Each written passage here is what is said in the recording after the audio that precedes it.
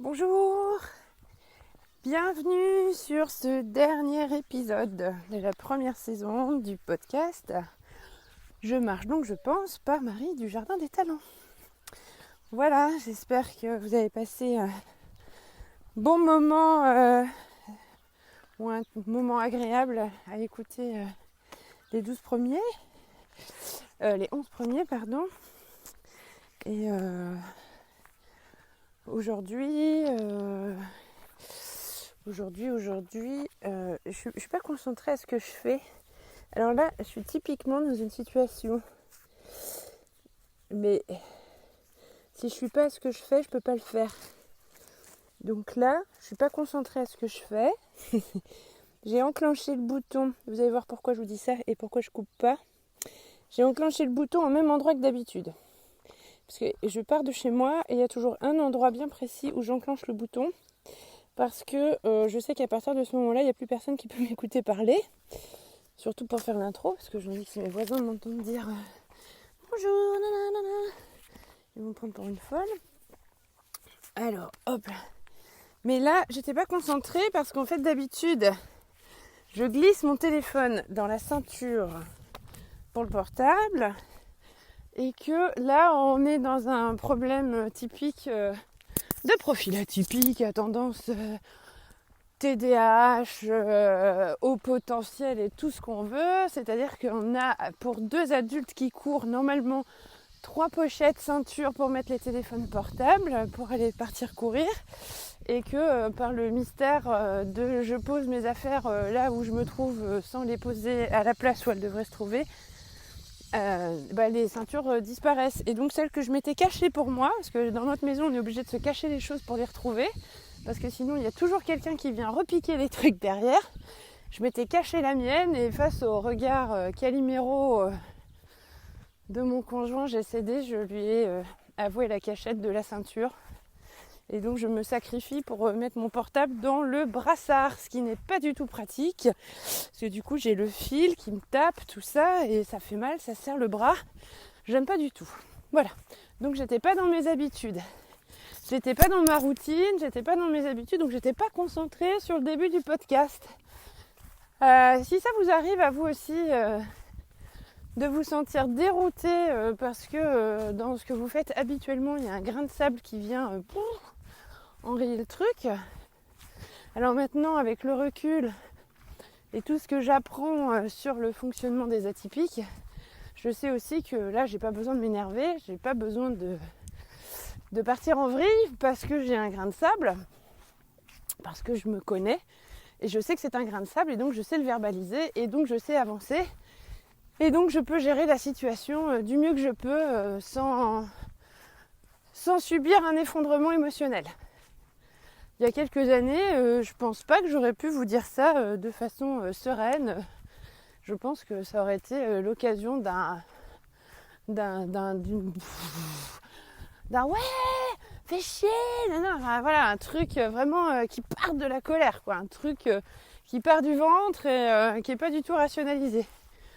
Aujourd'hui, j'arrive à ressentir l'espèce de bouillonnement à l'intérieur du ventre qui déclenche des émotions un peu négatives, voire très négatives, et j'arrive à les remonter dans mon cerveau, à respirer et à me dire alors là, tu te sens frustré et gêné, et voilà. Et j'arrive à décomposer le truc et à me sentir en paix avec ce que je suis en train de faire, même si ça m'agace. Je dis pas que ça m'agace plus, mais ça m'agace quand même. Et donc j'arrive à le gérer. Hier après-midi, pareil, situation sociale obligatoire, une obligation sociale, on va dire. Et à un moment donné, pour une raison que je ne m'explique toujours pas, l'une des personnes a fait un bruit extrêmement strident qui m'a littéralement explosé le tympan droit. Il y a encore quelques années, j'aurais, je pense, hurlé sur la personne. Je ne sais pas si vous voyez l'espèce d'image de... Enfin, c'est pas une image réelle, mais quand ça m'arrive, quand j'ai une décharge négative sur moi, j'ai un réflexe automatique de rebalancer sur l'autre la décharge, mais en plus fort. Comme si la foudre tombait sur un espèce de bouclier et que assis en image qu'on peut connaître, il y a un peu comme le prisme, un rayon lumineux qui va aller sur une surface comme du verre et qui réfléchit, mais en plus fort. Voilà, en fait, souvent ça me provoque ça comme effet, comme un rayon lumineux qui va aller sur une loupe, qui va déclencher un feu. Donc si on m'envoie une agression sensorielle ou émotionnelle, j'avais tendance, j'essaye de régulariser le truc, à réagir en 1000 fois pire. C'est incontrôlable à la base, et là, je vois le changement. C'est justement le mot sur lequel je voulais rebondir aujourd'hui. Le changement, les angoisses, l'anxiété, le changement, l'évolution. Voilà, on a partagé ensemble 11 podcasts sur la découverte un peu de soi-même et différents sujets qui partent du conditionnement dès l'enfance, le conflit de loyauté, la pensée magique, l'humilité, l'hypersensibilité, j'en oublie. J'ai pas la liste sous les yeux. Et là, on arrive un peu sur un épisode de conclusion de cette première saison. J'ai longuement hésité à savoir de quoi j'allais parler aujourd'hui. J'avais encore plein de sujets qui m'interpellent. Et puis je me dis qu'il faut en laisser pour la saison 2 et la saison 3. Et je sais pas s'il y aura une saison 4, j'en sais rien. Je sais pas si je sors une saison par année comme les séries américaines, ou si je fais une saison à l'automne, une saison au printemps, ou si je continue de faire mes podcasts au fil de mes envies et comme j'en ai envie. Je trouve bien d'avoir un épisode de début, un épisode de fin et de me contenir à 12 épisodes sur une saison. Je suis pas quelqu'un qui arrive à rentrer dans un cadre, et quand je m'auto-cadre, je crois que j'ai déjà abordé ce sujet-là dans les podcasts, j'ai tendance à vite paniquer et à me dire je vais pas réussir à rester dans le cadre. Alerte, panique, cassons le cadre. Bon, là, j'ai pas envie de casser le cadre, j'ai envie d'un cadre dans lequel je me sente bien, et je crois que je m'y sens bien dans celui-là. Donc en tout cas, voilà, j'ai réussi à produire une première saison de 12 podcasts, ce qui représente déjà un cadre pour moi, parce que je suis pas partie dans tous les sens comme j'aurais pu faire, genre commencer 3 podcasts, arrêter, revenir après. Non, je me suis quand même bien autodisciplinée, ça m'a pas demandé beaucoup d'efforts en plus pour réussir à être régulière dans l'alimentation de ces saisons de podcasts. Je note là un réel changement. Parfois ça peut peut-être vous sembler décousu, les façons que j'ai de vous apporter des informations ou des expériences, mais ça a toujours un fil conducteur. Je sais qu'aujourd'hui je veux parler du changement et de l'anxiété provoquée par le changement. Quand on entame un changement dans sa vie, un changement ou une évolution, souvent je préfère le mot évolution au mot changement. Parce que changement voudrait dire qu'on renie qui on était avant et qu'on va vers quelqu'un de nouveau. Alors qu'une évolution et puis un changement, c'est vraiment brut. Pour moi, c'est hier j'étais comme ça, aujourd'hui je deviens comme ça. Alors qu'une évolution, pour moi, c'est quelque chose de beaucoup plus doux, de beaucoup plus souple, qui permet aussi des pas en avant et des pas en arrière. Parce qu'on ne devient pas soi-même en mieux en 2 jours, ou parce qu'on décide que demain je serai mieux qu'aujourd'hui. Par exemple, je viens de tomber là sur un paquet de cigarettes, ça me fait penser qu'avant je fumais beaucoup. Et à un moment donné, j'ai décidé d'arrêter de fumer. Et ça m'a pris du temps d'arrêter de fumer. J'ai pas pu arrêter de fumer du jour au lendemain. C'était quelque chose d'absolument impossible. J'avais besoin de faire changer mon image de moi et d'intégrer le nouveau moi. Parce que j'ai commencé à fumer très très jeune, vraiment très jeune. Et je me suis toujours définie comme étant une fumeuse. Et aujourd'hui, bien que ça fasse déjà 3 ans que je ne fume plus régulièrement, ou de façon quotidienne, j'ai toujours du mal à me définir comme étant non fumeuse. Je me définis comme étant une ancienne grosse fumeuse, ou j'ai beaucoup fumé, ou en ce moment je fume pas, voilà. Mais j'ai pas encore intégré dans mon cerveau que je suis une non fumeuse, parce que non seulement je suis pas de passer de fumeuse à non fumeuse du jour au lendemain, c'est un processus qui a demandé beaucoup de temps et une intégration du nouveau moi non fumeur.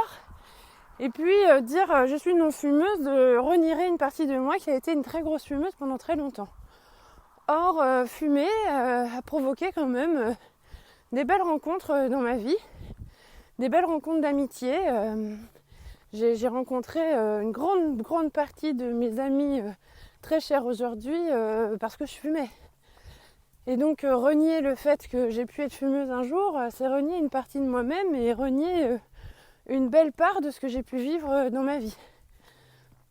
Fumer m'a permis aussi de m'échapper du monde pendant très longtemps. Parce que sur une assemblée de personnes, il y a quand même toujours beaucoup moins de fumeurs que de non-fumeurs. Et c'était toujours l'occasion de pouvoir m'échapper discrètement en soirée, en réunion, en partout où il y a des gens et où je me sens vite agressée. La cigarette me permettait justement de pouvoir m'échapper. Partir loin parce que je savais que la fumée allait déranger les autres. C'est ce qui me permettait aussi très souvent, par exemple en terrasse, si on était un grand groupe, de pouvoir aussi reculer ma chaise et de pouvoir me mettre un petit peu en extérieur du groupe et d'être moins dans le groupe. Parce que j'ai horreur d'emmerder les autres avec ma fumée de cigarette, donc c'était toujours l'occasion de dire ah mais non, je vais pas te déranger comme ça, et de me trouver un peu en décalage et de pouvoir observer la scène plutôt que d'être dans la scène, puisque des discussions de groupe c'est quelque chose qui me fatigue énormément. Et voilà, et avec ce côté je suis fumeuse, je pouvais aussi me distinguer du groupe et me mettre un peu en recul et justement partir dans mes rêveries et mes visualisations, parce qu'aujourd'hui j'apprends grâce aux différents outils de développement personnel que ce que je pratique depuis l'enfance et qui moi était toujours défini par mon propre mot, par mes rêveries, finalement aujourd'hui on appelle ça de la visualisation. Et la visualisation est un outil extrêmement, beaucoup utilisé dans toutes les techniques de développement personnel, et c'est un truc que je fais depuis toute petite. Et c'est aussi pour ça que l'hypnose a beaucoup d'effet sur moi, je pense, c'est parce que je suis habituée à entrer dans des états d'auto-hypnose au quotidien. J'ai cette capacité justement, alors là j'en suis très contente, toujours dans le changement, à le faire avec ou sans cigarette, mais j'ai cette capacité à entrer dans un espèce d'état d'auto-hypnose où du coup le brouhaha autour va un peu être juste un brouhaha, je vais plus du tout être dans la pleine conscience de ce qui se passe. Mais par contre, je vais être dans un état interne stabilisé. Et donc, hier, à l'occasion d'une situation sociale X, une personne a fait un bruit extrêmement dérangeant qui m'a complètement agressé l'oreille. J'ai l'impression qu'elle m'avait explosé le tympan.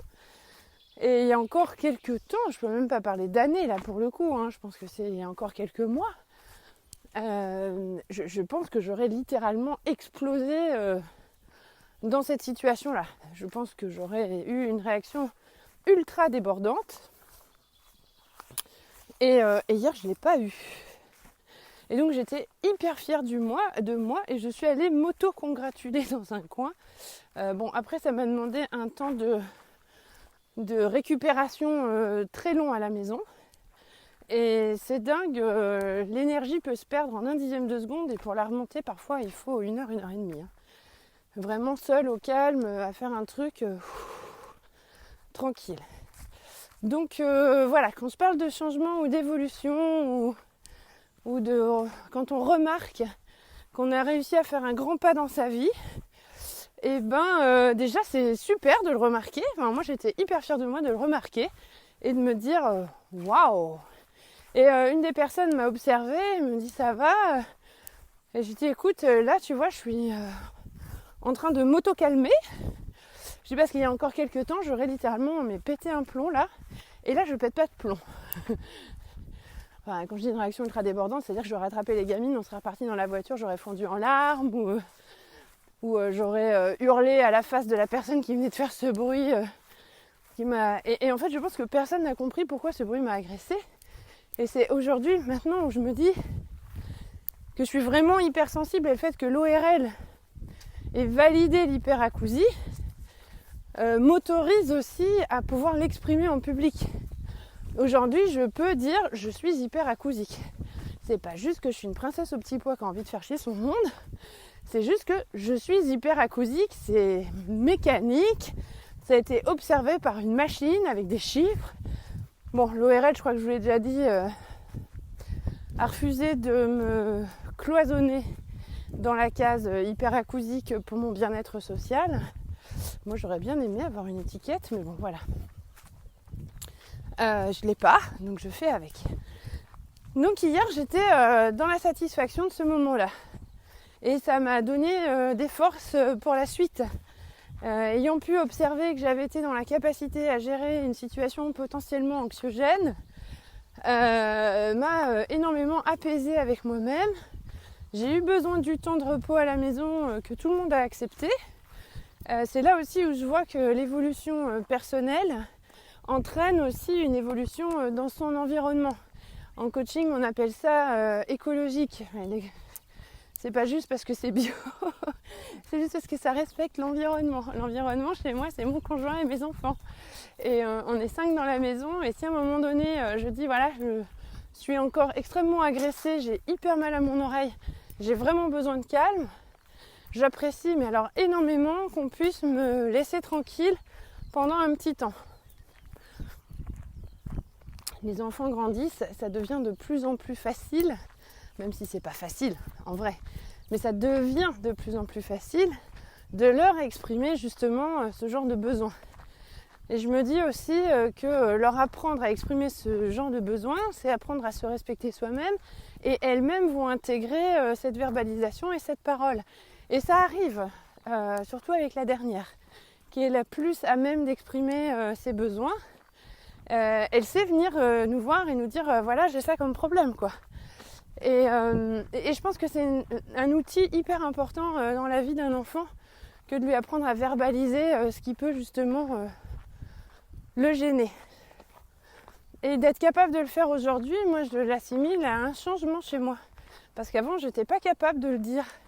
Avant, j'avais une réaction débordante et puis après, j'allais pleurer dans mon coin et puis je culpabilisais et puis j'avais pas une bonne image de moi et puis je m'en voulais et puis je me disais que c'était trop nul d'avoir réagi comme ça et je comprenais pas pourquoi j'avais réagi comme ça parce que visiblement les autres autour de moi avaient pas l'air gênés. Enfin voilà, ça a enclenché la machine à réfléchir, à broyer du noir.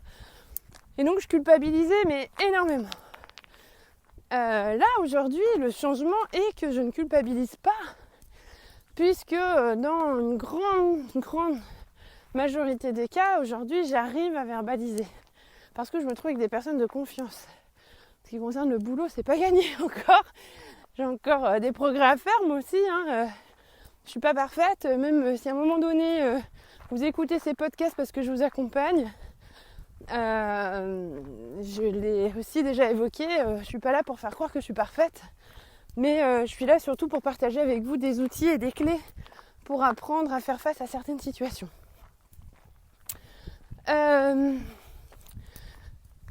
Donc ces changements, quand on voit qu'on a des choses qui évoluent à l'intérieur de soi et qu'on arrive à atteindre un état beaucoup plus serein que celui auquel on est habitué, parce qu'il ne faut pas se voiler la face. Quand on est hypersensible, sensoriel ou émotionnel, on vit quand même dans un monde hyper agressif. Pardon, je m'excuse pour cette gêne. Quand on est hypersensible ou sur un mode de fonctionnement atypique, on est quand même toujours un peu dans le monde des moldus, référence à Harry Potter encore une fois. Et le monde des moldus, c'est quand même pas un monde tendre. Et ça relève quand même un peu de l'agression H24. C'est pas simple et on est toujours en mode survie.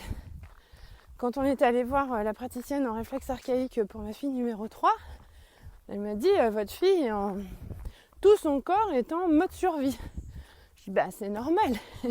Le monde est une agression pour elle. Donc c'est normal qu'elle soit en mode survie. Moi aussi je suis constamment en mode survie, enfin là beaucoup moins. Et j'en ai pris conscience le jour où j'ai eu des très très gros vertiges il y a 6 ou 7 ans. 6 ans en arrivant à La Rochelle. Du coup je suis allée voir un kiné spécialisé en vertige féminin qui m'a expliqué. Il m'a dit, vous êtes comme un bon petit soldat qui revient de la guerre du Vietnam. Et comme vous étiez en mode survie, tout votre corps est extrêmement tendu. Et à partir de maintenant, à chaque fois que vous allez vous détendre, vous allez ressentir des vertiges, puisque votre corps n'est absolument plus habitué à être détendu. Ça a beaucoup cheminé dans ma tête. Parce que moi, je ne le ressentais pas du tout comme étant un mode survie. Le fait d'être toujours sous tension, en mode hyperactive, toujours avec 1000 projets, toujours en train de réfléchir, j'avais jamais assimilé ça à un mode survie en fait. Pour moi, c'était un fonctionnement normal et je me connaissais pas autrement et voilà, je savais que je fonctionnais comme ça, mais je n'avais pas assimilé ça à un mode survie. Je n'avais pas envisagé un seul instant que ma vie avait pu être de la survie. Après coup, une fois qu'on est sorti d'une situation compliquée et délicate, on sait que c'était de la survie, mais sur le moment, on ne le sait pas. C'est l'instinct qui tient et on ne sait pas. Et donc le corps se contracte, on est toujours sur l'alignement tête-cœur-corps. Et quand la raison, la tête, prend le contrôle à 200% pour surtout pas se laisser avoir par le centre émotionnel, on est dans un grand conflit intérieur qui tend le corps justement. Et là, on est en mode survie parce qu'on sait que si on laisse l'émotionnel, on va être en danger. Donc il faut vraiment que la tour de contrôle prenne le relais et le contrôle à 200% pour aller là où on veut aller. C'est le fonctionnement de l'adrénaline qui bloque le fonctionnement du cerveau et qui ne voit plus rien, ne voit pas les dangers sur la route parce que l'objectif c'est d'aller se mettre en sécurité au point B. Et donc le mode survie c'est celui-là aussi. C'est aller au point B coûte que coûte. Je regarde pas s'il y a un trou par terre. Je regarde pas s'il y a un serpent qui peut me piquer. J'ai toujours cette image de l'homme des cavernes qui va courir, ou de la savane qui court de son arbre pour aller dans sa grotte ou pour aller se réfugier tout en haut d'un arbre. C'est le mode survie. On y va, on court, on traverse le truc dangereux, mais on y va à fond. Et là, le corps, il est ultra tendu. Et ça aussi, c'est le fonctionnement de l'adrénaline. C'est cette hormone qui nous permet justement d'avancer sans trop réfléchir avec le ventre. Parce que là, c'est le cerveau qui guide tout. Quand on est sur un accident ou un truc vraiment dangereux et qu'on dit j'ai pas eu le temps de réfléchir, j'ai agi. Si on prend le temps de décortiquer ça, on sait bien qu'on n'a pas réfléchi avec le ventre. C'est la tête qui a pris le contrôle. Donc effectivement, c'est le cerveau qui a pensé à ce qu'il fallait faire, mais on ne s'est pas laissé perturber par le centre émotionnel, par le ventre. Et donc quand on n'est pas en accord, ça tend le corps, on est tendu. Et voilà, c'est ça le mode survie. Et quand on sort du mode survie, ça a tout plein d'effets secondaires. Prenez un élastique, si vous tirez dessus tout le temps, si vous le laissez en tension pour un peu qu'il y ait un peu de soleil derrière une vitre qui le chauffe, quand vous allez le détendre, il n'aura plus du tout le même aspect qu'avant d'être tendu. Si on tire trop sur quelque chose, sur une corde, à force, elle peut s'effriter. Et pour notre corps et pour nous-mêmes, c'est pareil. Si on est trop en mode survie, on tend tout et au bout d'un moment, quand on relâche, on sait plus ce que c'est et surtout, cette sensation de relâchement, on ne la connaît plus et notre corps n'est plus le même une fois relâché qu'avant d'avoir été tendu. Donc forcément, au niveau des repères sensoriels et émotionnels à l'intérieur, ça devient le gros bordel. Le centre émotionnel ne sait plus ce qu'il doit faire. La tour de contrôle, le cerveau ne sait plus ce qu'il doit faire. C'est la grande pagaille et là, c'est anxiété x 1000. Donc le changement fait peur. Finalement, être dans sa zone de confort, c'est quand même si elle est inconfortable, c'est pas toujours inconfortable. Là, à plusieurs reprises, avec les personnes que j'accompagne, on a un peu rigolé. Mais ce que je leur disais, c'est si tu tombes dans un truc, dans une station d'épuration et que tu as plein de merde autour de toi, parce qu'une situation de confort inconfortable, c'est ça, finalement, ça tient chaud quand même. Hein. Même si ça pue et que ça colle et que c'est crade et que c'est pas bon et tout ça, ça tient chaud. Alors pour un peu qu'il fasse froid dehors, on est mieux là que dehors. Et puis si on est vraiment en danger, se retrouver dans la station d'épuration dans une situation inconfortable, quelque part c'est quand même se protéger d'une agression potentielle de l'extérieur. Donc finalement, on peut y trouver son compte. Mais c'est pas pour autant que c'est confortable et agréable. Et quand on sort de cette fosse à purin, on n'est plus le même, on n'est plus la même. Et on ne sait pas ce qu'il faut faire, on est un peu dérouté. Qu'est-ce que je fais? Je commence par me laver, par changer d'habit. Est-ce que j'enlève mes habits tout de suite? Je me retrouve tout nu. Non, j'ai pas envie.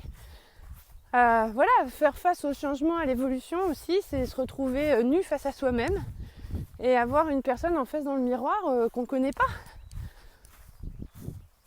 Pour toutes les raisons expliquées. Donc ça peut faire extrêmement peur et générer des crises d'angoisse terribles. Alors savoir mettre le mot angoisse ou anxiété sur ce qu'on ressent à l'intérieur de son corps, c'est déjà un pas énorme vers le aller mieux. Parce que déjà on est dans la capacité à identifier ce qui gêne. C'est comme si on dit j'ai mal aux pieds mais je ne sais pas pourquoi, ou je me suis enfoncé une écharde et donc je vais pouvoir l'enlever. Donc si on se sent mal et qu'on ne sait pas que c'est de l'anxiété, on ne peut pas aller régler l'anxiété. Alors que si je ne vais pas bien et que je sais que c'est de l'anxiété, alors je peux faire quelque chose pour régler cette anxiété. Et là il y a plein d'outils. En PNL, la programmation neurolinguistique est un super outil. Là, il y a plein de choses qu'on peut déjà commencer par faire soi-même. Je ne vais pas dévoiler tous mes secrets dans le podcast.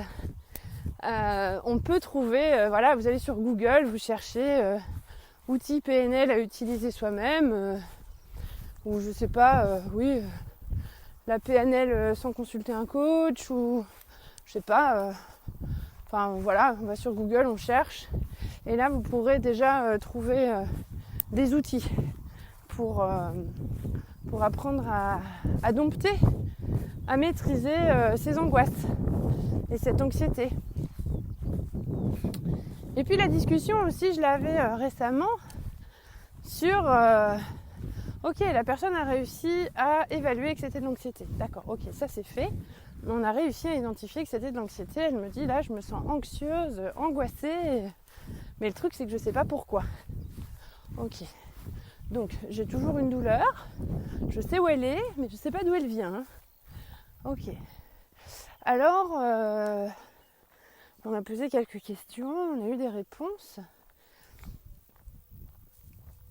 Et c'est là, en fait, où je voulais en arriver un peu ce matin, c'est à ce questionnement-là.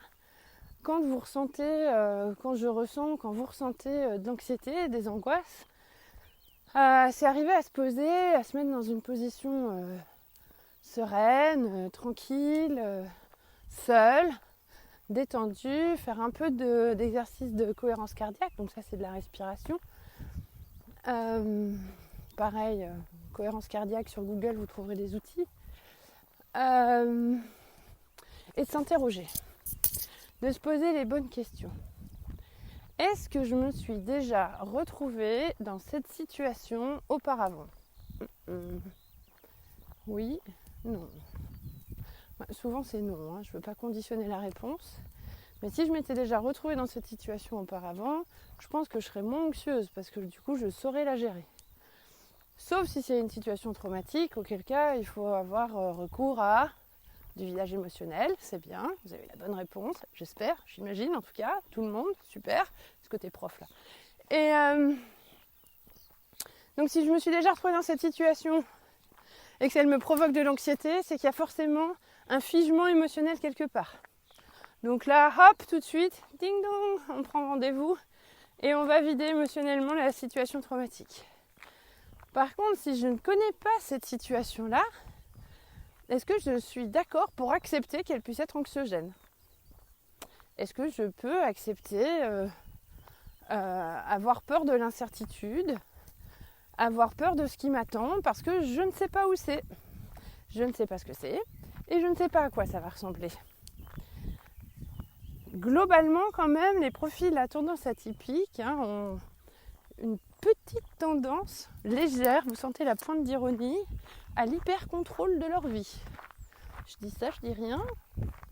Alors l'hyper-contrôle, il passe par plein de symptômes. Les to-do list à l'infini sans fin, Voilà, je sais que j'en ai 2 qui sont en train de sourire. Le besoin de tout calculer tout le temps dans tous les sens et de passer des nuits et des journées à tout calculer. Alors là, je sais que j'en ai un autre qui sourit. L'hypercontrôle, ça va être besoin de planifier les 365 jours de l'année à l'avance et de savoir exactement à quel moment on part où et de surtout ne laisser aucun espace libre dans l'emploi du temps. Ça, c'est pas moi, mais j'en connais qui font ça. L'hypercontrôle, c'est anticiper tout, mais hyper à l'avance. C'est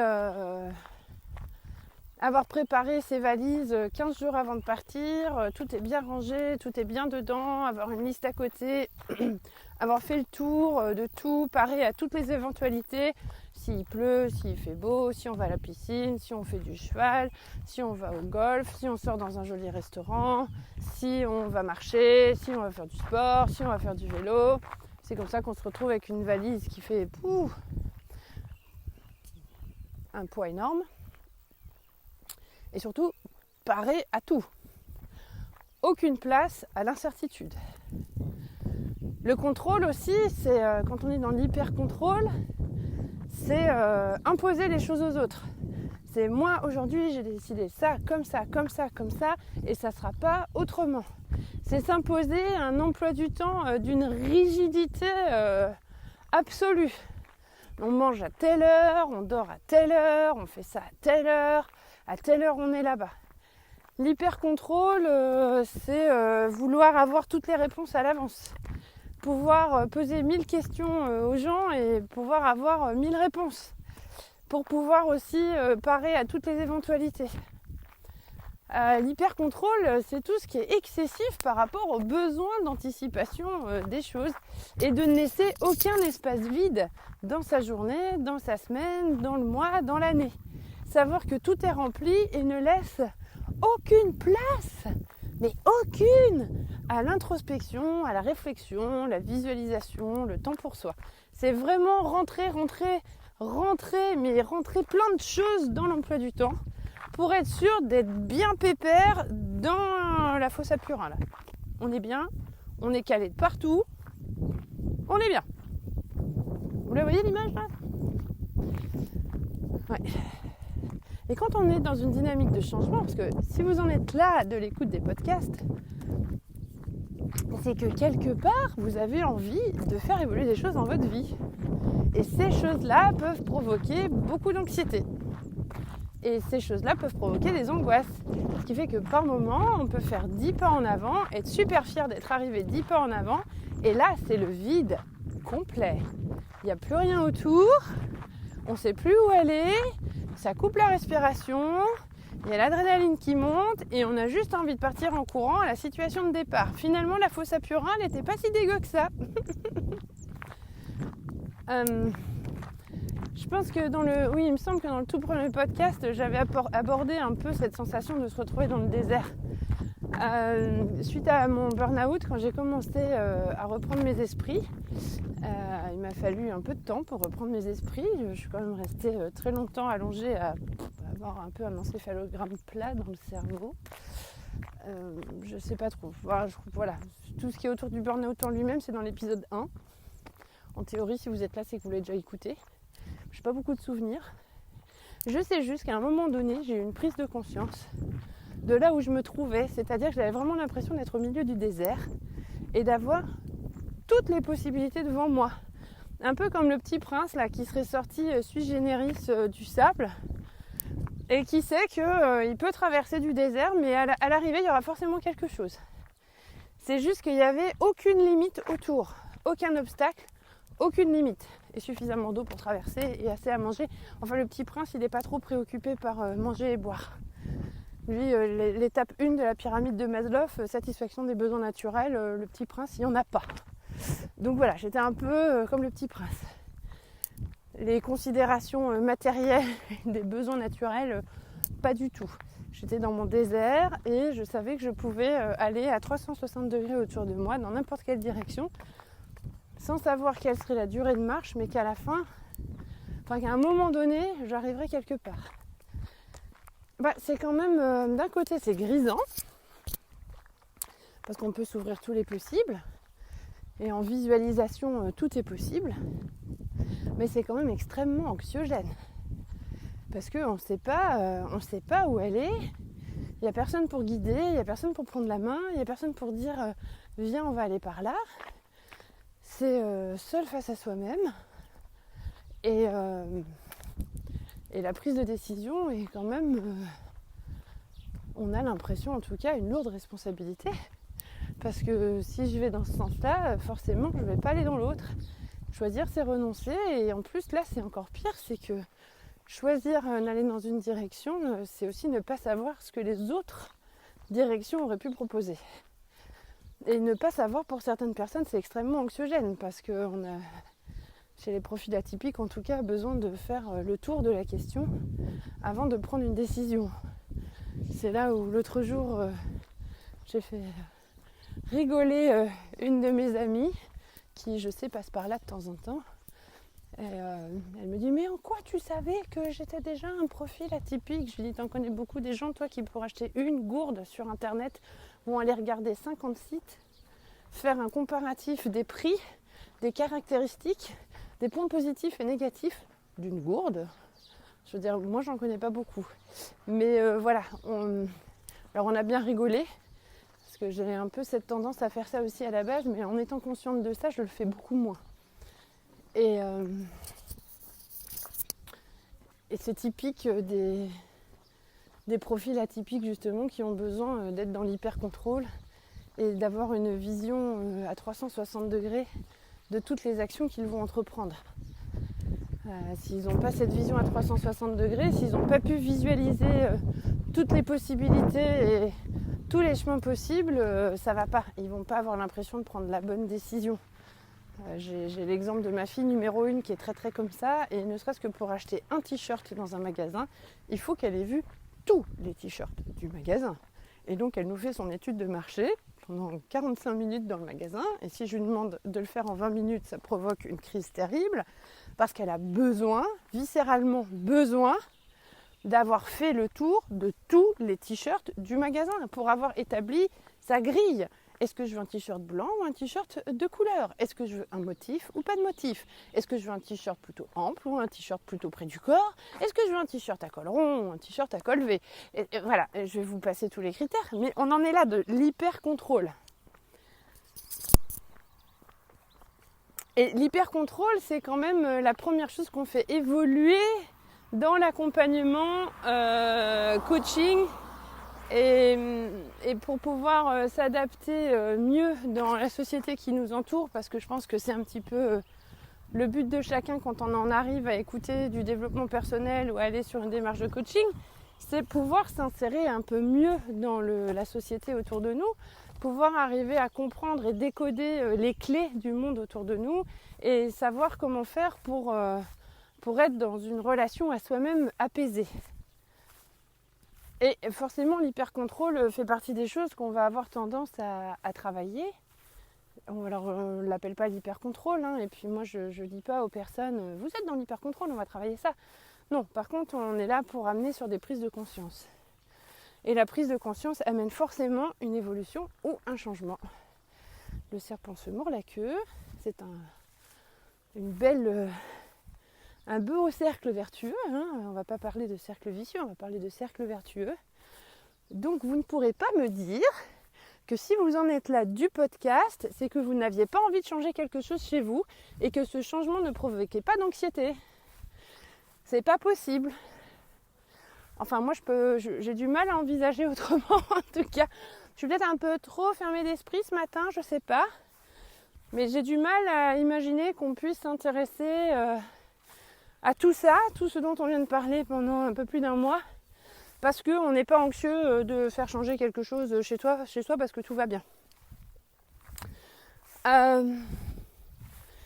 Et donc cette anxiété, j'ai envie de dire, elle est normale, elle est légitime, elle est à accepter finalement. C'est l'image de la grosse vague. Quand on est dans la mer et qu'il y a une grosse vague qui arrive, il y a deux options. Allez, il y a trois options. La première est, je réfléchis pas, je me prends la vague en pleine tronche et ça fait mal. je me retrouve sous l'eau, je risque de me noyer, j'en ai plein les oreilles et plein les yeux, c'est désagréable, je ressors de l'eau, je tousse, je suis pas bien et ça me met en colère. La deuxième option est, j'ai vu la vague venir, je sais que ça peut potentiellement faire mal, je lui tourne le dos. Comme ça je la vois pas, elle me fouette le dos, mais j'ai plus de résistance, je tombe pas forcément, je me fais moins mal, je suis moins emportée dans le bouillon, donc j'ai l'impression d'avoir un peu contrôlé le truc. Et sinon il y a la troisième option, qui est à mon sens, et je ne suis pas la seule à le dire, cette image de la vague est souvent utilisée en développement personnel, il y a aussi l'option de plonger sous l'eau juste avant que la vague s'écrase, aller assez près du fond de l'eau, si on n'est pas là où on n'a pas pied, si on est là où on a pied, on se met au fond de l'eau et on attend que la vague passe. Et on se laisse bercer par le roulis-roula qui est quand même beaucoup moins fort quand on est au fond de l'eau que si on était à la surface de la vague. On se laisse porter par ce va-et-vient là, sous l'eau. Et quand on a besoin de respirer, on remonte à la surface, reprendre un peu d'air entre deux vagues. Et hop, on se remet au fond et on attend que ça passe. Alors pour moi, la gestion de l'anxiété, c'est un peu ça. En ce moment, je suis dans une phase de ma vie où j'ai des grands changements qui se mettent en place. J'ai fait des séances de MDR extrêmement successful, comme on dit en anglais, qui sont dans la pleine réussite de l'objectif à atteindre. Seulement moi, j'ai pas encore intégré mon nouveau moi, parce que forcément, en vidant émotionnellement des choses qui étaient là depuis 43 ans ou presque, sachant que je me suis construite avec ces figements émotionnels à l'intérieur de moi, les avoir enlevés, ça laisse une place vide, énorme à l'intérieur de moi, et je sais pas quoi mettre dedans. Donc en ce moment, j'ai la présence d'esprit de ne pas y mettre de l'énergie négative. Je pourrais aller rechercher autre chose qui ne va pas pour mettre dedans, mais non, pour le moment, j'attends patiemment, c'est vide. Alors ça provoque des grosses crises d'angoisse, parce que je ne sais pas quoi mettre dedans, et quand il manque un truc, on a envie de le remplacer. Enfin, je veux dire, l'être humain, à la base, ne supporte pas le vide. Donc quand il y a du vide, on le remplit. Observation numéro 1, même si chez vous c'est hyper bien rangé, hyper carré, vous arrivez, vous avez des trucs plein les mains, forcément vous allez poser ces trucs-là où il y a du vide, pas là où il y a déjà quelque chose. C'est très bête comme observation, mais on fonctionne comme ça. On va toujours chercher un espace libre pour mettre quelque chose dessus. S'il y a un trou dans mon jardin, je vais le combler. Si il y a un trou dans mon mur, je vais le remplir. Voilà, nous, l'être humain n'aime pas le vide. Et quand on a l'impression d'avoir sorti un truc, un espèce d'abcès émotionnel, on va dire, c'est comme si quelqu'un à qui on va enlever un organe, le corps va reprendre sa place. Une femme qui est enceinte, il y a le bébé qui arrive, qui grandit, il prend sa place, il s'en va, tout se remet en place. Enfin, je veux dire, il n'y a pas après un gros vent de vide. L'être humain n'est pas dans l'acceptation du vide. Donc là pour moi par exemple en ce moment c'est la grande anxiété, c'est de savoir qu'est-ce que je vais mettre dans cet espace vide qu'on a vidé en vidage émotionnel. Je sais pas. Et là j'ai beaucoup réfléchi, j'ai beaucoup pensé et je me dis ça, j'ai envie de le remplir de quelque chose de nouveau que je n'ai pas encore expérimenté. Donc je suis en train de le remplir petit à petit. Je remplis pas vite avec une grande lance à incendie. Je remplis petit à petit avec un petit gobelet. Voilà, c'est comme si j'avais une grande piscine à remplir. Et non, je veux pas la remplir vite en fait. Je veux la remplir bien. Je veux que l'eau soit bien stabilisée. Je veux que le chlore soit évaporé. Je veux avoir un bon pH neutre à l'intérieur. Donc je remplis avec mon gobelet. Je dis pas que c'est simple. C'est pas simple au quotidien. Ça peut me provoquer des grosses crises d'anxiété le soir avant de m'endormir parce que c'est un état que je ne connais pas. J'ai jamais été dans un état de sérénité et de douceur avec moi-même. J'ai toujours été en mode survie pour mille et une raisons. Et finalement, j'ai toujours cherché à répéter des situations de mode survie. J'ai toujours cherché à répéter des situations connues finalement. jusqu'au moment où j'ai dit stop, là, c'est juste plus possible. Moi, j'ai plus du tout envie d'être dans ce schéma connu. J'ai envie d'aller sur quelque chose de bien. Je sais qu'il y a des gens qui vont bien et c'est ça que je veux atteindre. Je veux pas rester dans un truc où je me sens perpétuellement en échec et perpétuellement avec une mauvaise estime de moi, perpétuellement en mauvaise conscience, en culpabilité. J'ai vraiment envie d'offrir aux enfants un cadre de vie sain, dans la joie, la bonne humeur, le respect les uns des autres. On n'y est pas encore tout à fait à mon objectif à atteindre, mais on s'en rapproche. On a tous énormément besoin de temps seul chez nous, parce qu'on est beaucoup d'hypersensibles dans la maison. Et donc au final, on passe peu de temps tous ensemble. Alors je sais que ça peut manquer aux enfants par moments, elles le verbalisent. Mais pour le moment, on n'a pas les outils pour faire mieux. Et c'est quelque chose que je leur dis. Je leur dis souvent. Pour le moment, j'ai pas les outils pour faire mieux. On est déjà mieux qu'il y a 5 ans, on est déjà mieux qu'il y a 3 ans, on est mieux qu'il y a 1 an, on est même mieux qu'il y a 6 mois. On n'est pas encore là où j'aurais voulu aller. Et ma grande frustration, c'est de savoir que l'aînée partira de la maison peut-être au moment où moi je serai au top de ma forme et qu'elle n'aura pas pu profiter d'un cocon ultra stable et hyper serein comme je voulais lui offrir dès le départ, mais qui n'a pas été possible. Mais en attendant, elle voit que c'est possible de travailler à aller bien et mieux. Et elle voit par le travail que je fais qu'on ne reste pas englué dans la fosse à purin. On peut sortir de la fosse à purin. Des fois, c'est pas facile. Ça prend beaucoup de temps et d'énergie. Ça glisse, on retombe. Mais à un moment donné, on sort de la fosse à purin, on prend une douche, on met les habits propres et ça va déjà beaucoup mieux.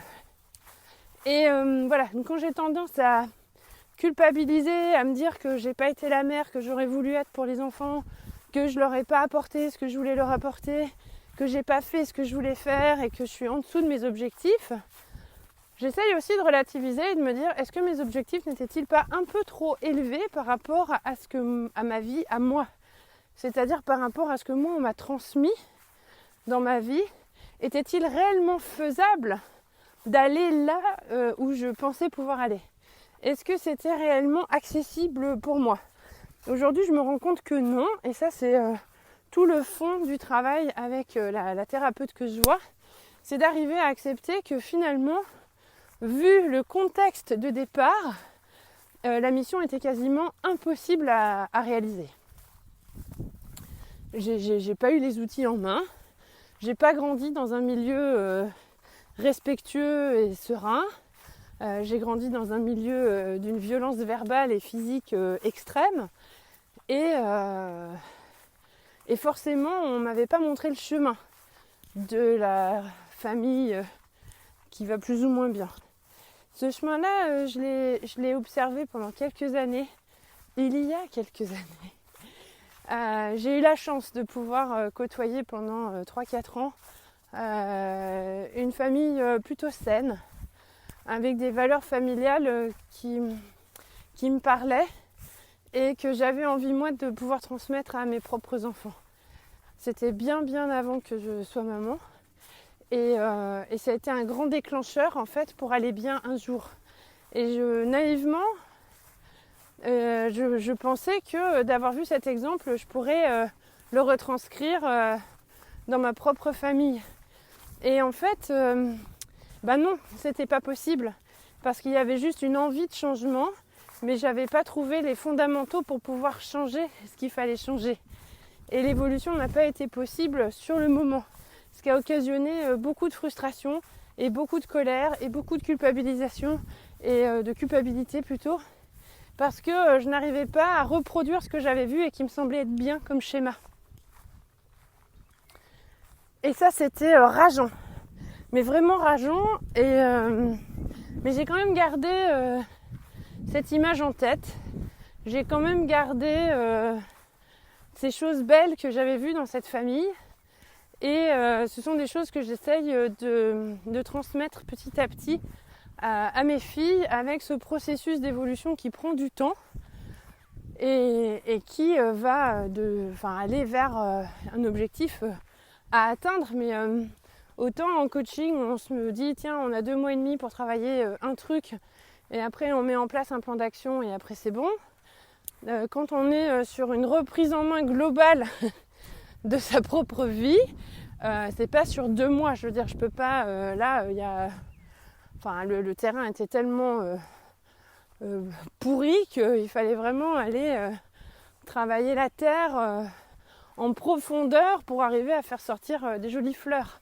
Si on veut garder l'image du jardin, c'est comme si le jour où j'ai eu ma petite famille, mes enfants, quand je parle de ma famille en général ce sont mes enfants, c'est comme si ça avait été un espèce de jardin en friche totale et qu'il avait fallu passer des années à aller arracher les mauvaises herbes, retourner la terre, enlever tout ce qui ne va pas, replanter, réinstaller, réorganiser. Là, je vois, j'ai plein de copines qui sont à fond dans leur jardin et qui font ça dans un vrai jardin. Et moi, mon jardin, il est intérieur. C'est l'atelier au fond du jardin avec les photos, c'est le jardin des talents avec l'accompagnement. C'est le défrichage, j'arrive pas à le faire avec mes mains dans mon jardin. Je le fais mentalement avec tous les outils.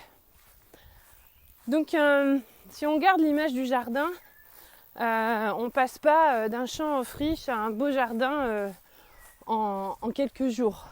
Pour revenir sur l'image de départ, on ne change pas du jour au lendemain.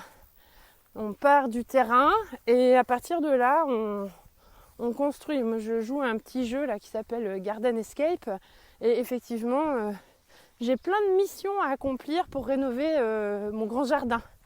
Et j'aime bien ce jeu en fait parce que je dois aligner des figures comme dans Candy Crush et puis là je gagne des étoiles et après je peux faire des actions pour rénover mon jardin. Ça me prend un temps fou, je veux dire je n'y passe pas 15 heures par jour, mais ça me prend du temps en fait. Une journée du jeu, parfois il me faut 2 semaines pour la faire dans la vraie vie parce que je joue un quart d'heure dans la journée ou 20 minutes ou 2 fois un quart d'heure. Et on est vraiment sur cette image-là en fait. Si je veux faire évoluer des choses dans ma propre vie, c'est pas hier j'étais mauvais et demain je suis bon. C'est moi, je suis moi, je suis pas en train de devenir une nouvelle personne. Je veux dire, Marie d'il y a 10 ans, c'est toujours Marie d'aujourd'hui. J'ai le même prénom, j'ai le même nom de famille, je suis toujours née à la même date de naissance, j'ai toujours fait l'école primaire au même endroit. Enfin, je veux dire, on n'a pas changé le cours de ma vie au moment où j'ai décidé de faire évoluer des choses dans ma propre vie.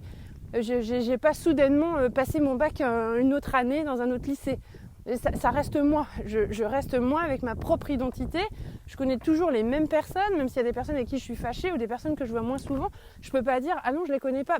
Si, je les connais. À un moment donné, c'était des personnes qui ont fait partie de ma vie et avec qui j'ai partagé du temps, mais ça c'était une partie de moi et je ne peux pas la renier cette partie de moi parce que ces expériences-là m'ont apporté des choses très bien.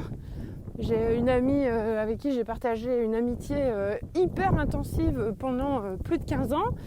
On s'est fâchés. On se parle plus du tout là depuis 6 ans, je pense. 5-6 ans. Et je peux pas dire que cette amitié était nulle. Non, on a partagé énormément de choses. On a toutes les deux avancé sur des choses.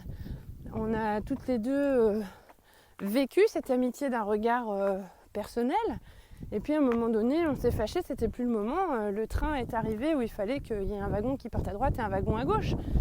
Et on le fait. Et ça, moi, je l'accepte. Je suis en alignement avec ça. Et je vais jamais renier ce que j'ai vécu avant. Au contraire, ce sont des choses qui apportent beaucoup, beaucoup, beaucoup à la vie d'aujourd'hui. Si je mets à part, entre parenthèses, les figements émotionnels, j'en ai encore quelques-uns à vider, on a fait la liste avec la psy l'autre jour, on sait encore quel chantier on a à aller travailler là pour rénover le jardin, qu'il soit vraiment joli après, mais en attendant, je ne renierai pas la personne que j'ai été, et même si à 14 ans j'étais une petite pétasse un peu arrogante, ça fait partie de moi et l'humilité je l'ai apprise par après. Et quand on me dit une de tes grandes qualités c'est l'humilité, alors ça me touche sur le moment, surtout si vous avez écouté le podcast sur l'humilité, mais au fond de moi je rigole, je me dis mais j'ai pas toujours été humble et je suis pas sûre de continuer à l'être. Alors je peux pas renier le fait que j'étais pas du tout humble à 12 ans, je regarde ma fille numéro 2 qui est pas du tout dans l'humilité, Et l'autre jour, justement, on a eu la discussion avec mon conjoint. Il me dit, mais t'étais pareil à cet âge-là? Je lui dis, je crois bien que oui, en fait. Et il m'a regardé, il me dit, oh, ça salit un peu l'image que j'ai de toi. Oui, je sais que tu m'écoutes. Mais moi, ça me salit pas mon image. Je veux dire, je ne serais pas qui je suis aujourd'hui si j'étais pas passée par la case pas humble du tout et si je m'en étais pas pris plein la tête à un moment donné. C'est aussi ça l'école de la vie, apprendre à vivre dans la société, c'est à un moment donné quand on a un comportement qui n'est pas socialement acceptable, accepter les conséquences et apprendre à faire évoluer ce comportement-là. C'est quelque chose qu'il faut qu'on apprenne aujourd'hui à fille numéro 3, qui est un très grand problème d'adaptation en société, qui est dans un décalage complet avec les enfants de son âge ou même pas de son âge. Là, je l'observe énormément dernièrement. On a vu différents groupes d'enfants de différents âges et j'essaye d'observer avec qui ça passe et avec qui ça passe pas. Je suis hyper inquiète pour sa reprise au mois de septembre et je pense qu'il va falloir que je trouve un moyen pour qu'elle ne mange pas à la cantine tous les jours. Déjà, je demande un emploi du temps aménagé pour ne pas la mettre à la garderie le matin et le soir. Et maintenant, je me dis qu'il va falloir que je trouve un moyen pour qu'au moins au début de l'année, elle ne mange pas à la cantine tous les midis parce que ça va faire une suradaptation, une surcharge émotionnelle, une surcharge sensorielle qu'elle n'aura pas la capacité à gérer. Elle n'a que 8 ans, on met en place plein de choses pour le moment. Mais on ne peut pas trop lui demander non plus. Elle aussi, elle a été en mode survie depuis avant sa naissance parce qu'elle fait partie de ces enfants qui ont une histoire de vie déjà très très lourde pour un enfant si petit. Et là, elle est en train de se poser, elle est en train de sortir du mode survie. On est en train d'entrer dans un cadre de vie qui est beaucoup plus serein et beaucoup plus posé et beaucoup plus sécuritaire. Et finalement, c'est le moment qu'elle a aujourd'hui pour lâcher son corps. Puisqu'elle est née tendue, en survie. Elle a passé toute sa vie à être tendue en survie, avec une maman en survie. Et donc là, elle arrive à ce moment de sa vie où elle a enfin le droit de se poser. Donc le confinement est arrivé à point nommé chez nous. Maintenant, il faut qu'on l'équipe. Il faut qu'on lui donne des outils pour justement arriver à vivre en société. Et ne pas lui imposer des trucs que nous-mêmes, adultes, on ne pourrait pas vivre et qu'on ne pourrait pas soutenir comme rythme. Et là, j'ai perdu le fil avec le changement et l'évolution. Ah ouais, j'ai perdu le fil. Ah, mais vous l'avez sûrement. Moi, je l'ai perdu. Alors là, si, j'étais dans le fait que j'ai pas toujours été humble et dans l'humilité. Et que quand j'étais gamine, c'était pas forcément ça. Oui, voilà, apprendre à vivre dans la société, avec les autres. Apprendre de ses erreurs pour apprendre à vivre dans le monde qui nous entoure. Voilà, c'est comme ça que j'en suis arrivée à fillette numéro 3. Et comment faire justement pour lui donner des outils, pour vivre dans le monde dans lequel elle doit vivre. Donc non, je ne renie pas qui j'ai pu être à un moment donné. Je ne renie pas que j'ai pu aussi être désagréable, blessante, cassante, arrogante. Je ne nie pas que j'ai pas été facile à vivre. Je ne nie pas que j'ai pu être très compliquée à vivre. Ça fait partie de moi. Et je l'intègre. Et quand j'en parle, je me sens alignée tête, cœur, corps. C'est-à-dire que mon corps continue de marcher au même rythme. Je ne sens pas d'opposition à l'intérieur de moi. Je me sens détendue et décontractée. Je pense qu'émotionnellement, je suis passée au-dessus de ça. Je n'ai pas de figement émotionnel. Quand vous êtes en phase d'introspection, quand vous êtes en train de réfléchir, essayez d'observer votre corps. Votre corps dit énormément de choses. Et on a fait une expérience l'autre soir. Je posais la question à quelqu'un en lui disant... qui était dans une position ultra relaxe, mais détendue, la personne était allongée, super détendue, super relaxe, en mode détente, et je sais que c'est quelqu'un qui traverse une grosse crise d'anxiété en ce moment avec plein de changements dans sa vie, et je dis alors, une fois que tu auras passé toutes tes étapes, t'envisages ta vie comment ? Et là, c'était juste à mourir de rire, on s'est tapé un fou rire, enfin un gros fou rire, mais on a bien rigolé. Parce qu'en fait, la tête a dit d'une façon très calme « Ah mais super bien, non mais après, ça sera mais le top !» Et en même temps, la jambe droite était dans une agitation incroyable. Le pied qui bougeait dans tous les sens, qui se tortillait, détortillait. Et voilà. Et donc la personne était dans une espèce de position détente allongée, mais la jambe droite montrait des signes d'impatience. Mais juste à la question, et après, une fois que tu auras passé tes étapes là dans ta vie, tu penses que tu iras comment? Enfin voilà, oh mais je vais aller hyper bien. Et la jambe qui était en train de dire le contraire. Quand vous êtes en train de penser à des choses en introspection à l'intérieur de vous-même, essayez d'observer les réactions corporelles. Est-ce que j'ai mon ventre qui gargouille? Est-ce que ça me provoque une nausée? Est-ce que ça me donne mal à la tête? Est-ce que j'ai une partie de mon corps qui bouge? Enfin voilà, observez-vous. Est-ce que ça coupe la respiration? Est-ce que j'ai une poussée d'adrénaline? Est-ce que j'ai une émotion négative? Est-ce que je ressens de la colère, de la frustration? Je ne sais pas, que sais-je. Mais en attendant, observez ce que votre corps vous dit quand vous êtes en phase d'introspection. Et là, vous saurez si votre changement ou votre souhait d'évolution est conforme à vos attentes et si vous êtes en lien, tête, cœur, corps, si vous êtes vraiment dans l'alignement. Voilà. Je pense que j'ai fait le tour de la question sur le changement et l'anxiété. J'espère avoir apporté des réponses, au moins, ne serait-ce que c'est légitime. Cette anxiété est 100% légitime. Si on arrive dans une situation que l'on ne connaît pas, on a un peu peur. Et c'est normal. Et c'est normal d'avoir envie de cadrer un peu tout avant. Quand on part en voyage, on achète un guide avant de partir, on regarde des photos sur Internet. Voilà, on essaye de cadrer. J'ai un peu la nostalgie des voyages d'avant Internet. La première fois que je suis allée au Portugal, j'avais juste eu une préparation orale par les collègues de fac, les Portugais, là, avec qui on partageait les cours d'anglais, qui m'avaient raconté leur ressenti du Portugal. Donc j'étais partie au Portugal avec des descriptions d'odeurs et des descriptions orales de ce qu'on vit au Portugal, mais j'avais aucune image. J'avais pas vu d'image du Portugal, je savais absolument pas ce que j'allais trouver.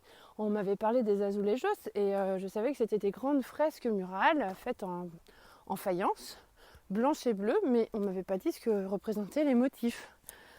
On m'avait parlé des grands plats gargantuesques dans les restaurants, mais je savais pas que j'allais manger du porc avec des frites et des patates bouillies. Je savais pas à quoi m'attendre. Aujourd'hui, avec Internet, on regarde avant, on sélectionne, on regarde les photos des assiettes, des tables, des nappes, on regarde ce qu'on va pouvoir voir et finalement, quand on arrive sur place, on se demande pourquoi on y est, parce que finalement, avec Internet, on pouvait rester derrière l'écran de l'ordinateur et ça n'obligeait pas à prendre l'avion et à se déplacer. C'est ce que je regrette un peu. Donc cette anxiété-là, elle est normale. Dans mes premiers voyages avant Internet, j'avais quand même une dose d'anxiété qui était bien plus élevée qu'aujourd'hui, puisque je ne savais pas à quoi allait ressembler l'endroit où j'allais dormir. Je ne connaissais pas plein de choses. Et finalement, là, ce qui nous manque aujourd'hui en préparant un voyage, c'est juste les odeurs et un peu des bruits. Mais visuellement, on a déjà tout. Et donc l'anxiété est modérée. Alors peut-être qu'aujourd'hui, on a plus de mal à faire face à l'anxiété liée au changement, parce que justement, on n'a pas un Google spécial moi dans 5 ans, moi dans 2 mois, moi dans 5 ans, moi dans 1 an. Il n'y a pas un TripAdvisor qui dit voici l'établissement Marie dans 2 ans, noté 5 étoiles, oui merci, super sereine, joviale, sympa, tout ça. Non, il n'y a pas ça. Il n'y a pas un truc qui me programme moi dans 2 ans. Donc finalement, j'aurais beau essayer de tout cadrer, de faire le tour, d'anticiper, de calculer, de planifier, d'être dans l'hyper-contrôle. Il n'y a quand même rien qui me permet de savoir même comment je serai demain. Je ne sais pas quelle réparation ma nuit va opérer à l'intérieur de moi. Parce qu'à chaque fois qu'on dort, on opère des réparations. À chaque fois qu'on s'endort, on répare énormément de choses de sa journée. On classe, comme dans le dessin animé vice-versa, à regarder en boucle et en boucle sur le tri des émotions. Et à chaque fois qu'on ferme les yeux pour se reposer, on se recharge, on répare. Et donc demain, je serai forcément une personne différente de celle d'aujourd'hui. Alors c'est peut-être ce qui occasionne des insomnies chez certains, je ne sais pas. Je ne m'étais jamais posé la question jusqu'à maintenant. Moi, j'ai pas d'insomnie pour demain. Parce que je me fais confiance et depuis quelques années, je sais que la personne qui se réveille est toujours mieux que celle qui s'est endormie. Et je suis toujours contente des pas que je fais. Et même parfois, quand on est sur des gros conflits à la maison, je sais que la personne qui se réveillera le lendemain, moi, sera toujours meilleure que la personne de la veille. Parce que j'aurai appris de ce conflit et parce que j'aurai appris plein de choses. Je serai dans la capacité à voir les progrès que j'aurais faits justement par rapport à plein de choses. Donc voilà, par rapport aux réponses que je voulais apporter sur le changement, c'était justement l'anxiété est légitime, l'anxiété est normale. Il y a différents outils, il existe différents outils pour apprendre à réguler l'anxiété pour qu'elle ne soit pas trop envahissante. Des exercices de visualisation, de respiration, de méditation, à chacun de trouver le bon outil. Ce qui marche pour moi ne va pas forcément marcher pour vous. Donc c'est vraiment à chacun de s'approprier, de faire des petites recherches et de se dire ah bah tiens je vais essayer ça. Voilà, moi la cohérence cardiaque fonctionne très bien chez moi, les exercices de respiration, ça fonctionne vraiment super bien. J'ai horreur de prendre l'avion et le dernier vol qu'on a fait, j'ai mis mon application de cohérence cardiaque et j'ai respiré et du coup j'ai l'esprit qui est parti ailleurs. Pour autant que je sois installée côté hublot, tout va bien. Pour le moment, j'ai pas encore fait un vol pas au hublot. Je m'arrange toujours pour être au hublot. Et j'ai pas encore fait un vol loin du hublot. Donc je verrai si un jour je suis confrontée au problème, comment je vais faire. Je pense qu'il faut pas qu'on me l'annonce trop longtemps à l'avance, que je serai pas au hublot. Je pense qu'il faut garder le secret un peu jusqu'au moment où... Enfin, je sais pas, parce qu'avec mes réactions imprévisiblement débordantes... ça peut aussi générer une grosse angoisse, mais peut-être que justement c'est une prochaine étape à passer dans les changements que j'ai envie d'avoir dans ma vie. Être capable de prendre l'avion sans me poser de questions et sans m'interroger à savoir est-ce que je serais bien au hublot, pas trop loin de l'hélice, pas trop sous l'aile, à tel endroit, pour être vraiment bien, qu'il n'y ait pas trop de bruit qui me dérange. Voilà. Peut-être que c'est ça aussi que je dois apprendre à travailler, moi, pour me sentir sereine dans les changements qui s'amorcent dans ma vie et de me dire, finalement, quand j'ai un changement qui s'amorce, c'est comme cette peur de l'avion et de me dire, je vais être capable la prochaine fois de monter dans l'avion à n'importe quelle place et de me sentir bien.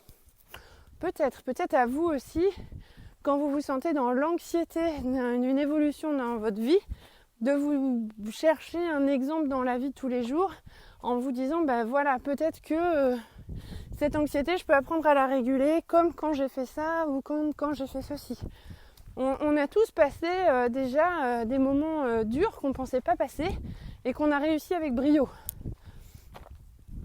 En tout cas, si vous êtes là à écouter le podcast, j'en déduis que vous n'êtes pas profondément dépressif, allongé sur un canapé, que vous êtes quand même dans une dynamique pour évoluer. Et donc, si vous avez envie d'évoluer, c'est que vous savez que vous êtes déjà capable de le faire. Et il faut s'enrichir de ces étapes-là, de ces choses positives qui nous ont fait grandir, qui nous ont fait devenir adultes et qui font de nous qui on est aujourd'hui. Et gérer l'anxiété avec ça. Faire des parallèles, se dire mais ça j'ai déjà été capable de le faire. À un moment donné, j'ai pensé que ça j'étais pas capable de le faire et finalement j'ai pu le faire. Et je pensais que c'était insurmontable, ça m'a pris des années à faire, mais finalement j'y suis quand même arrivée. Voilà, moi j'ai quitté la cigarette, ça m'a pris 1 an et demi à faire, je l'ai fait.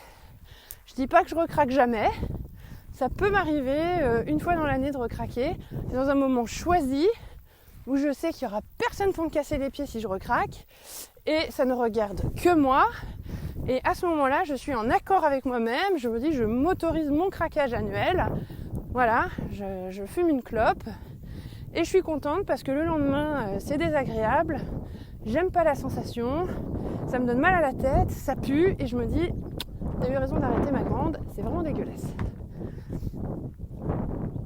Et donc voilà, savoir ce qu'on a déjà accompli, ce qu'on a déjà fait comme pas de géant dans sa vie.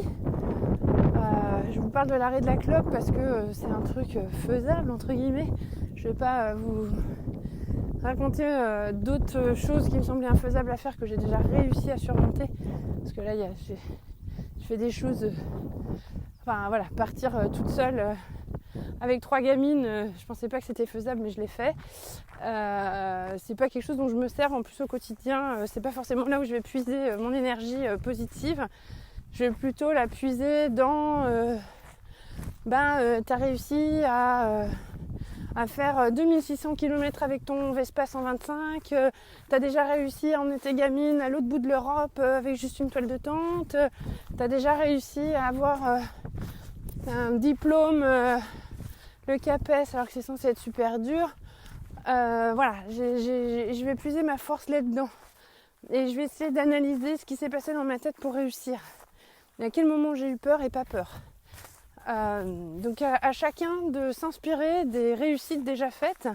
Et peut-être déjà de prendre conscience de ces réussites, parce que parfois il est là le premier pas. C'est savoir ce que l'on peut considérer comme étant une réussite. Et une réussite, pour moi, ma définition, et je vais m'arrêter là pour aujourd'hui, c'est avoir été capable de sortir de la fosse à purin pendant un certain temps. Parfois on peut retomber dedans, mais savoir qu'on a déjà eu la force de sortir à bout de bras de la fosse à purin et de se sentir pas mal en dehors de la fosse à purin, on est déjà dans une réussite. On ne vit pas tous dans des fosses à purin, je vous rassure. Voilà, donc ça c'était le podcast sur le changement et l'anxiété liée au changement. Maintenant je voulais juste en profiter pour faire une petite série de merci. Promis, ça va pas être un discours très long. On a passé la barre des 130 écoutes sur les différents supports d'écoute du podcast. Alors j'ai un problème fonctionnel avec Deezer auquel il faut que je remédie. Donc ça, je vais le faire là pendant la pause entre la saison 1 et la saison 2. Donc bientôt les podcasts seront accessibles sur Deezer, c'est juste un truc technique. Il faut que je fasse, mais ça va me prendre un peu de temps. Donc voilà, on a passé la barre des 130 écoutes. Je suis hyper contente parce que je pensais pas dépasser les 100 écoutes. C'est-à-dire qu'en moyenne, chaque podcast a été écouté au moins 10 fois, donc potentiellement par 10 personnes différentes. Parce que je pense pas qu'on écoute 2 fois le même podcast. Et donc ça me remplit de joie et de bonheur. Ensuite, j'ai eu un premier avis en bas là sur Apple Podcast qui m'a rempli de bonheur hier, qui m'a hyper émue. Donc merci, elle se reconnaîtra. Merci aussi à mon compagnon qui m'encourage et qui écoute et qui à chaque fois revient boosté à 200%. Il me dit c'était trop bien, j'ai trouvé ça génial. Donc ça c'est super, à part une fois où il est rentré en voulant régler un compte à la maison et là je dis non. Je sais que tu écouteras. Donc non, le podcast n'est pas là pour régler des comptes. Et du coup, voilà, ça donne des ailes aussi, savoir qu'on est porté par la personne avec qui on partage sa vie.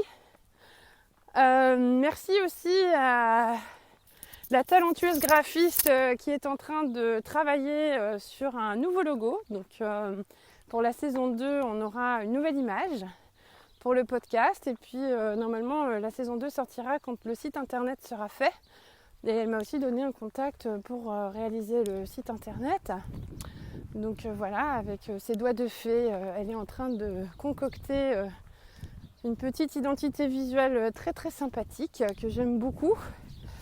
Donc un tout grand merci à elle. Et puis merci à vous qui écoutez, merci à ceux qui ont mis des étoiles ou des avis en dessous du podcast. Merci à ceux qui ont diffusé le podcast, qui l'ont recommandé. Merci à ceux qui m'ont envoyé un texto pour me dire je t'ai écouté et j'ai bien aimé. Parce que pour le moment, comme on est en phase test, c'est plutôt des personnes que je connais que des personnes étrangères, mais je sais qu'il y a aussi des personnes que je ne connais pas. Donc n'hésitez pas à vous faire connaître. Et puis bel été à vous tous. Alors si vous écoutez un jour par hasard ce podcast et que c'est l'hiver, j'ai terminé la saison en juin 2020, post-confinement. Voilà. Donc je vous souhaite un bel été ou du moins un bon temps de repos et de sérénité avec vous-même. Soyez indulgents. Si vous êtes là aujourd'hui, c'est que vous avez déjà fait un grand chemin. Et ce grand chemin-là a le mérite d'être reconnu par vous-même et puis par moi aussi. Voilà, je vous envoie toute ma reconnaissance. Et je valorise tout le chemin que vous avez fait pour arriver jusqu'ici parce que c'est pas simple de se poser des questions sur qui l'on est, sur où on veut aller et sur ce que l'on veut être. Et forcément, ça enclenche d'autres questions derrière. Voilà. Bon, je crois que c'est le podcast le plus long. Alors je vais vous laisser et puis à très bientôt. Au revoir.